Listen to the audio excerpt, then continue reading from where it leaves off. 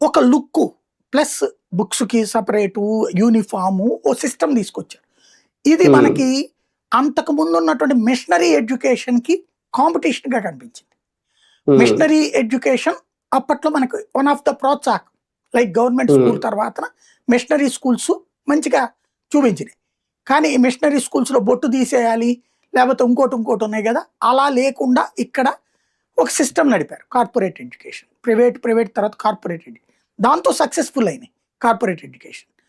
ఇవాల్టి రోజున కార్పొరేట్ ఎడ్యుకేషన్‌లో చేర్చకపోతే ఆ బిడ్డ వేస్ట్ అనే మాట ఉంటది. ఇప్పుడు ఎవరన్నా మీ పిల్లోడు ఏ స్కూల్‌లో చదువుతున్నారు అని అడిగారనుకోండి.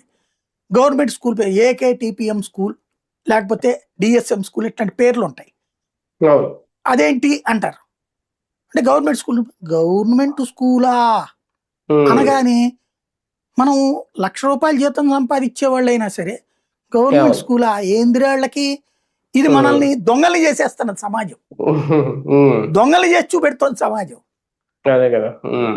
నాకు మొన్న నవ్వొచ్చిందనమాట. ఎవరో ఎయిర్‌పోర్ట్‌లో కలిసినప్పుడు, "ఏంటి మీ పిల్లలు మామూలు డిగ్రీ చదివిచ్చారంట, అందరూ హ్మ్. బీటెక్కులు చేస్తుంటారు."